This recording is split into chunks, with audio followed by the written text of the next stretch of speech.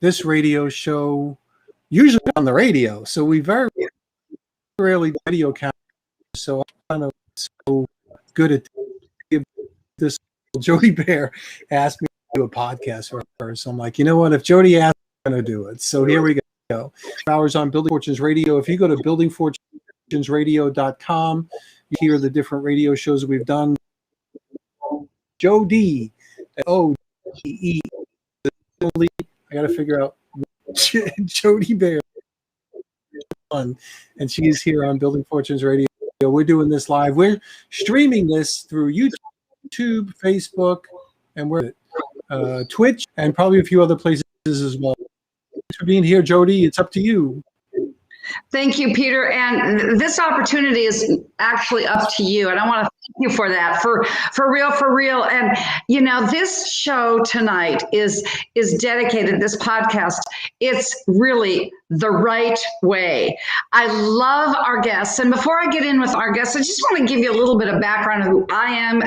Me, Jody, I'm just extremely grateful and excited to bring this love edition, because love really stands to leading and an opportunity to be very encouraging. So if you say, well, I don't have anybody to love right now, just think that you're leading with an opportunity to be very encouraging to people. So everyone loves. Now, don't wait. But I believe that I started with when I did my first take on becoming a health coach. But my little background, small town girl from Montana, just, little Jody finally worked her way as a classically trained vocalist and musician to Atlanta, made that her home. That's where I raised my sons.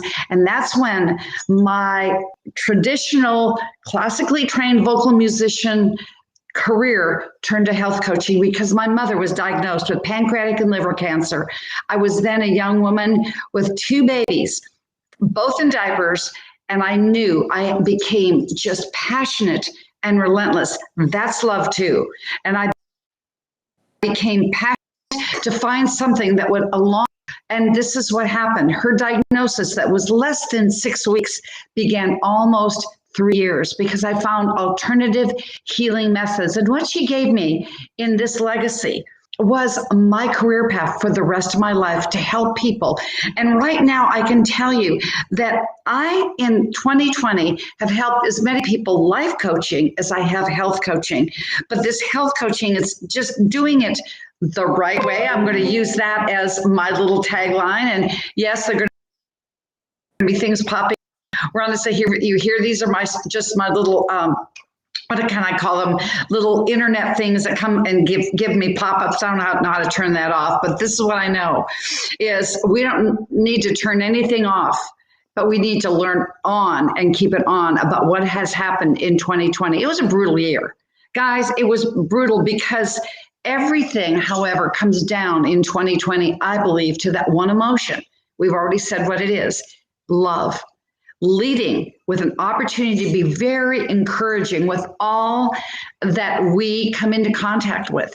And I have a premise to do this in the 6 pillars of our lives, starting with the spiritual, then going to social, emotional, mental, physical, okay? And then it feeds into financial. And our guests here tonight, I'm telling you, they have done loving and leading with an opportunity to be very encouraging to all they know in such an amazing way. They've done it with professionalism. They've done it with passion, just grace and ease. It has just been an opportunity of my life that I consider a blessing, that I've been able to meet and not only just to know Buddy and Rhonda Wright in a very special way this last year in 2020. One of their mantras is from obstacles to opportunities. That's why it was opportunity to be very encouraging in there. And frankly, I have a Jodyism about love, and it's love isn't something you do along life's journey. And this loving couple is exactly that.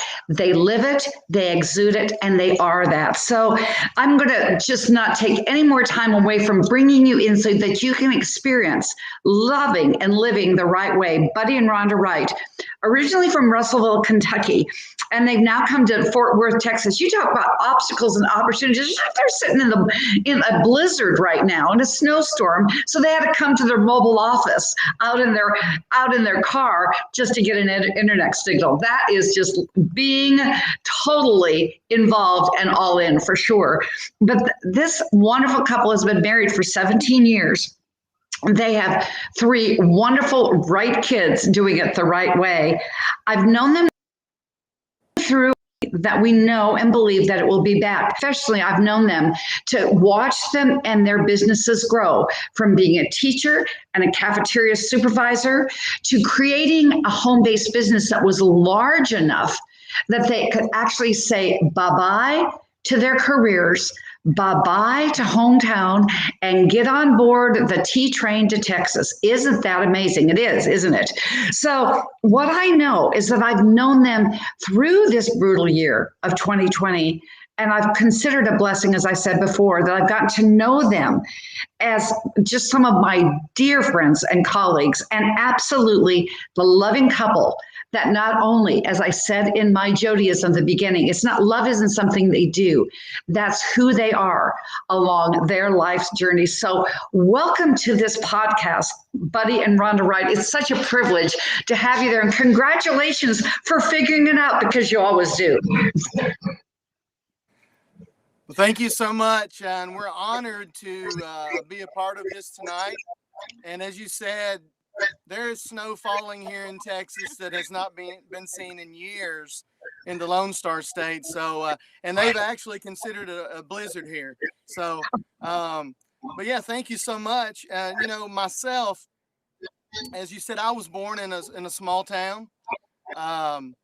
And, you know, my single mother provided for us the best that she knew how. And that was simply to work hard. And then about the age of 4, I met what would be my future stepfather, stepbrother, and stepsister. So we then became, I guess you would say, a family. Well, you know, we continued on. Like I said, they just provided for us the best that they could in small town Kentucky, Russellville. And later, as I went through school, you know, after high school, well, let's talk about the age of 16 first, because the day I turned 16, I started working, you know, and saved up enough money to buy my first vehicle in cash.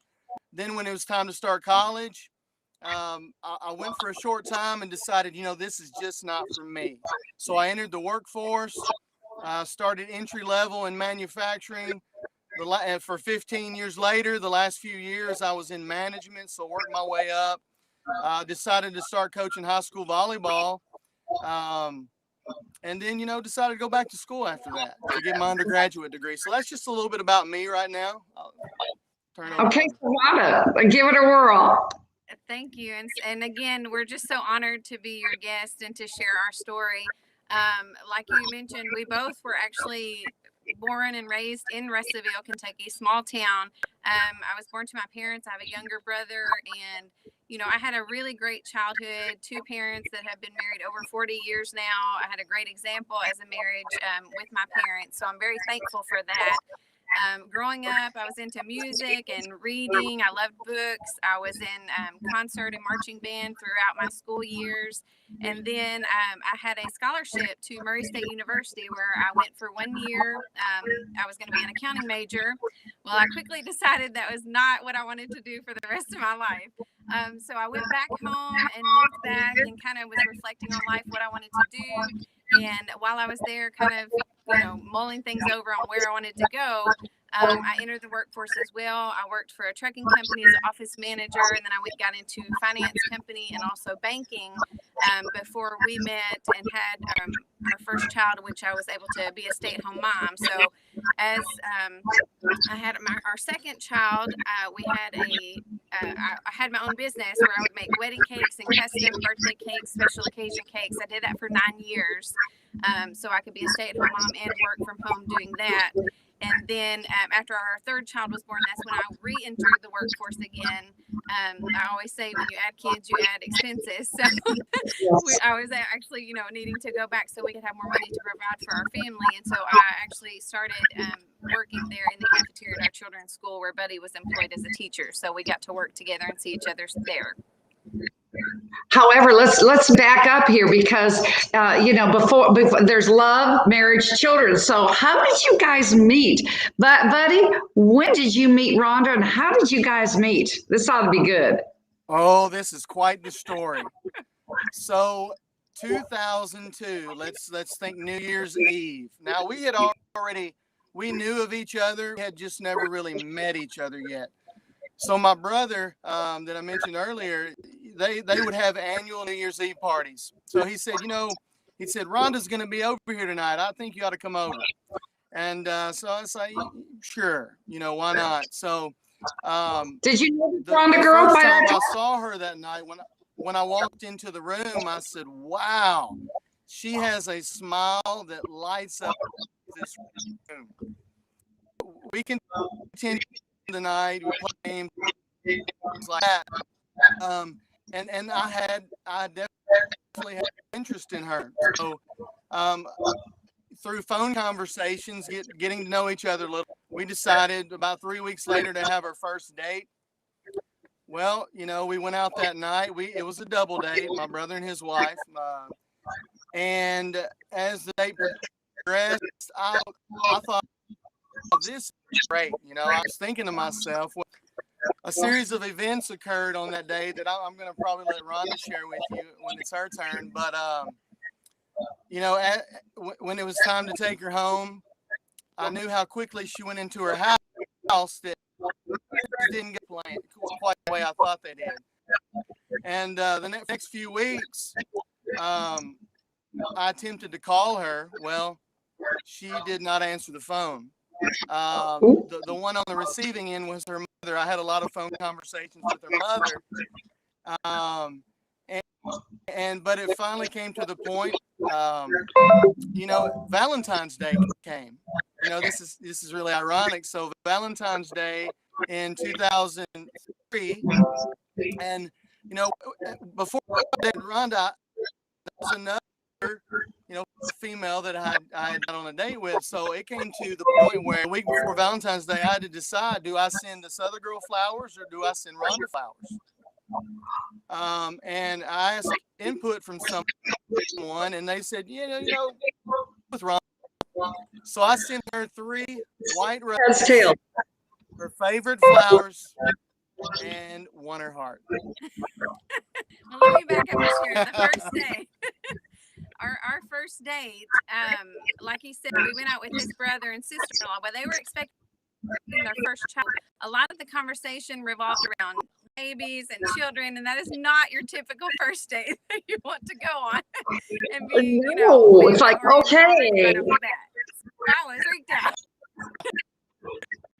And he's expensive new item that I had never even heard of, and he was just talking about whitewater rafting and all these adventurous things, and me being a homebody was like, this is not a match at all. What is he talking about? This is not going to work. So as we left the restaurant, it was another snowstorm, and the car battery was dead when we got out to the car. So he walk across the highway to get a new battery for the car before we could even leave. I'm calling on my cell phone inside the restaurant, calling back to my mom saying, I want to come home. This is horrible.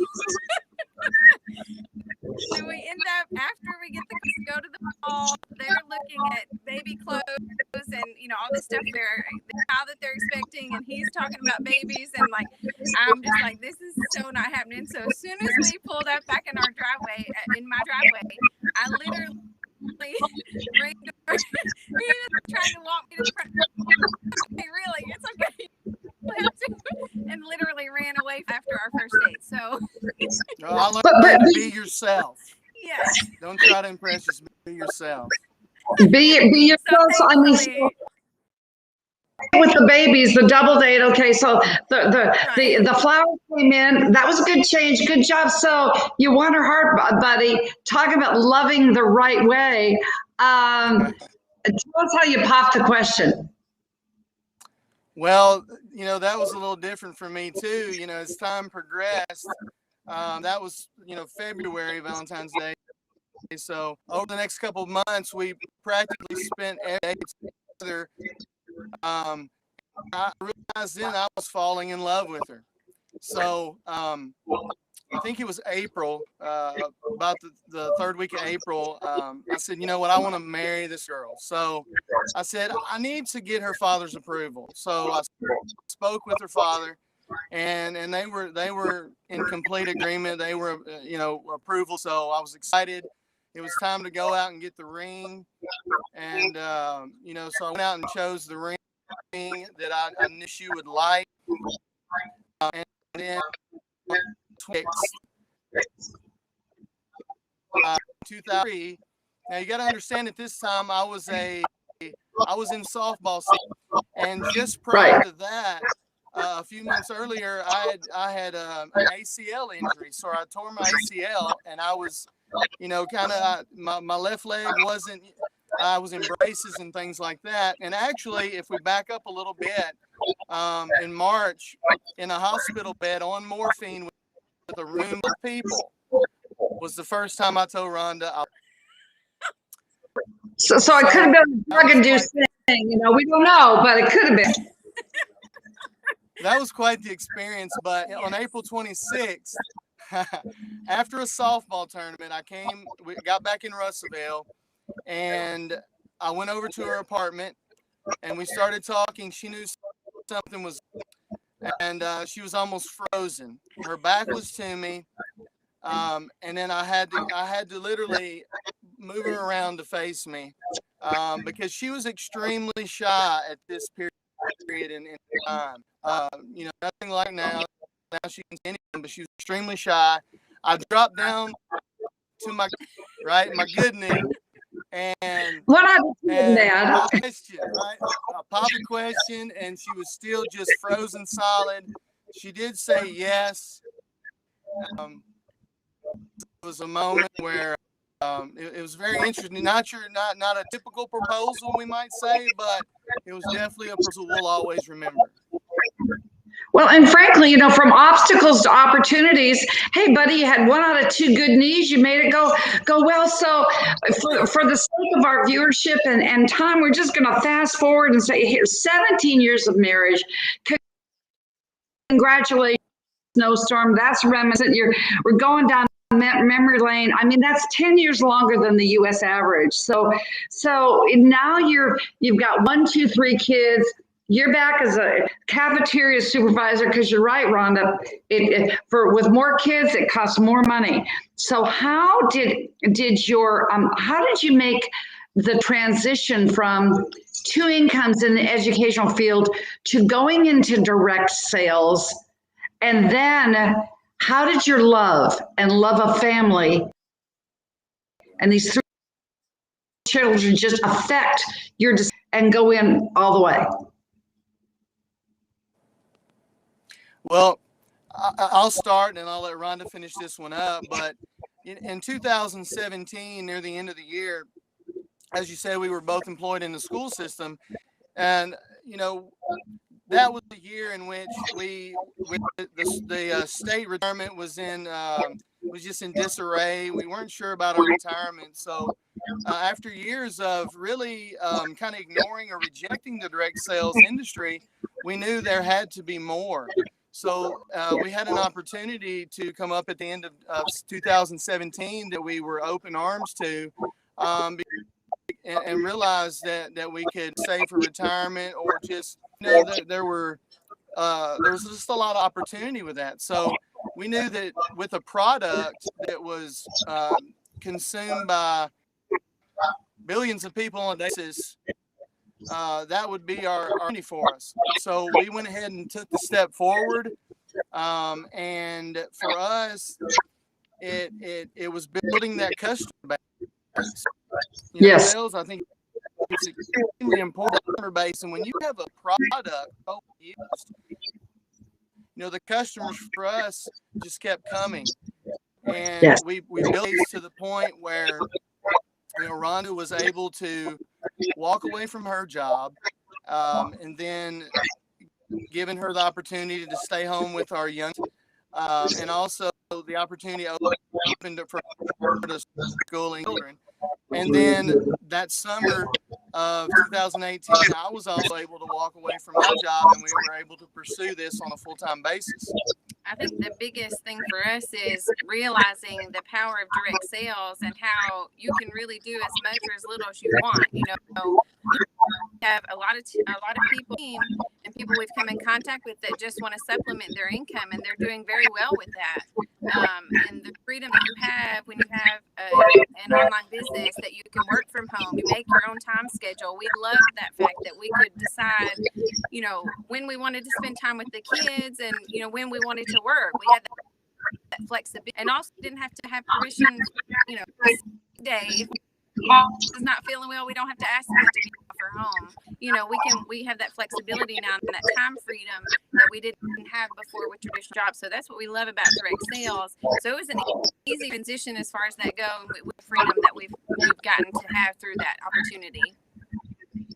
Well, and my goodness gracious, you know, thinking about the freedom, because what happened is that all of a sudden you're off to Texas with this this adventure of a lifetime. I remember hearing about this secondhand. I mean, you built a business, you've built a marriage, you've created a family, and my goodness, how, and this is my biggest question, because people are out there are going to, you know, should I, can I don't know.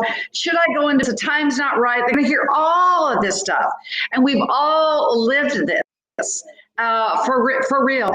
This is what I know, is that you went off, you just, with great abandon, knowing that this was your hometown and your roots, you just took off to Texas. Now, didn't you?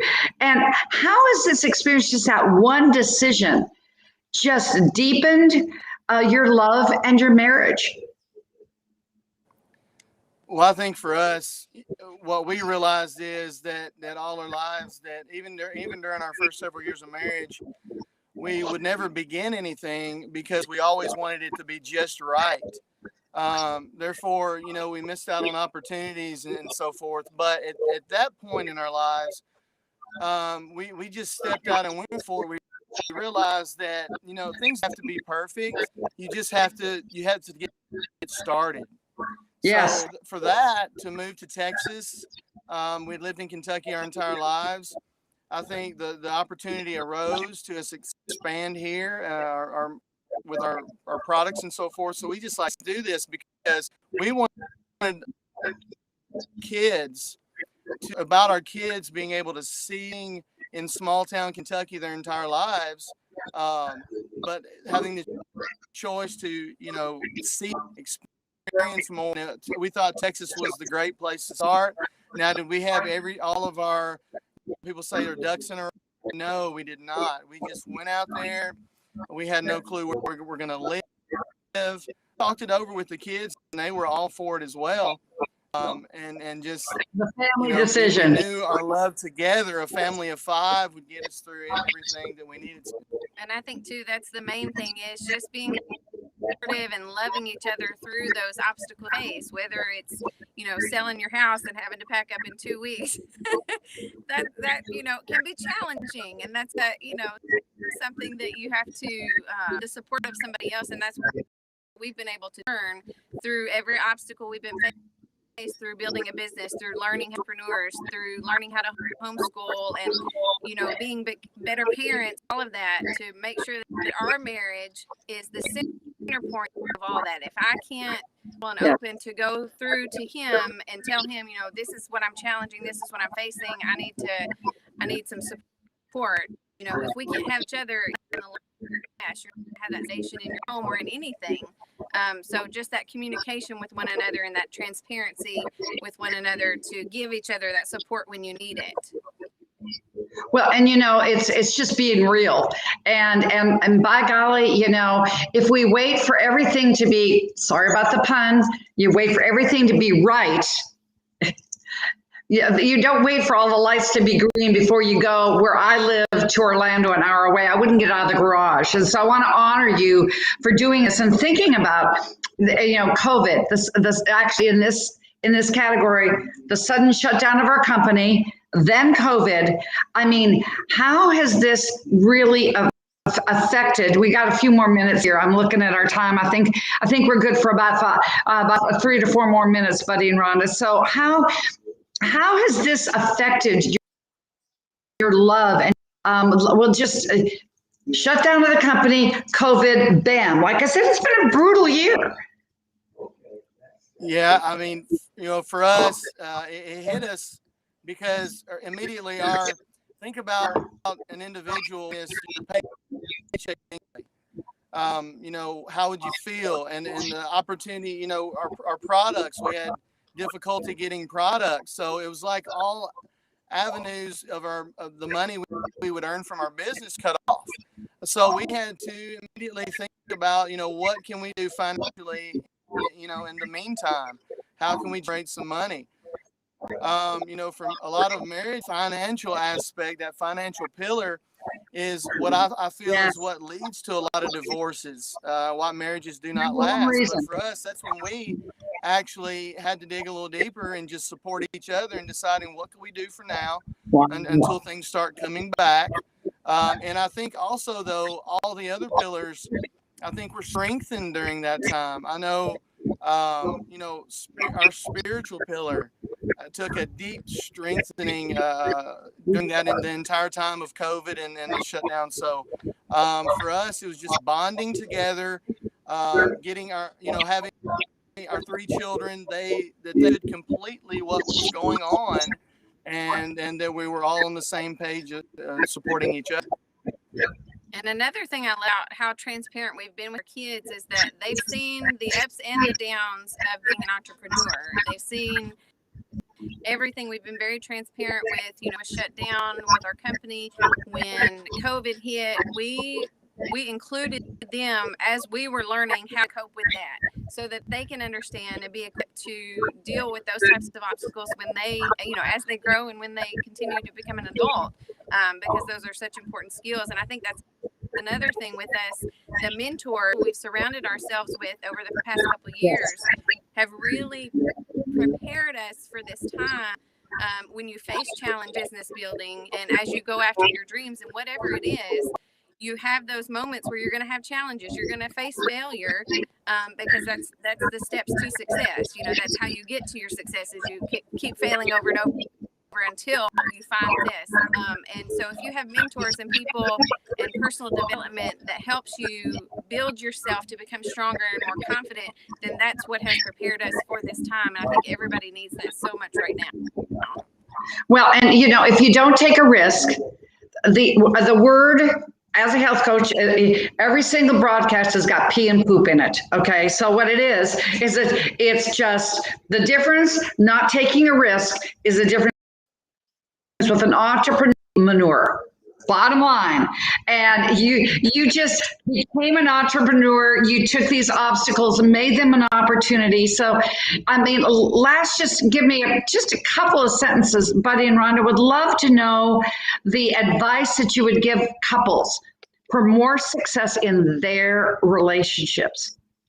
What would your one piece of advice be?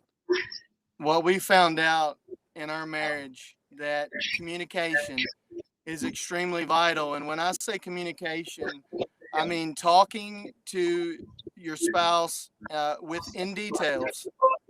Yes. Details are very important, but also on the other side is listening. The other spouse needs and listen to those details, because when you can communicate and you can communicate down to the detail, I think that eliminates all the assuming of a relationship.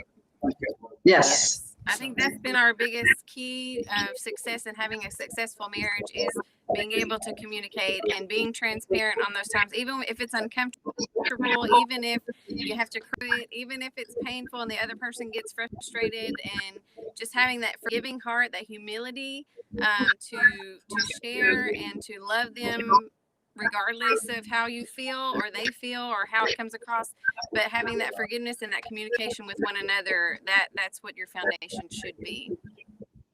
Well, I can tell you for sure, listening audience, it may be what they should be, but it's for you, but it's what they created and they are, is what you've heard exactly everything that Buddy and Rhonda Wright have said is who they are. That's why I gave my personal quote. Loving isn't something you do, it's who you are along life's journey. And that's that saying about intimacy, Buddy and Rhonda.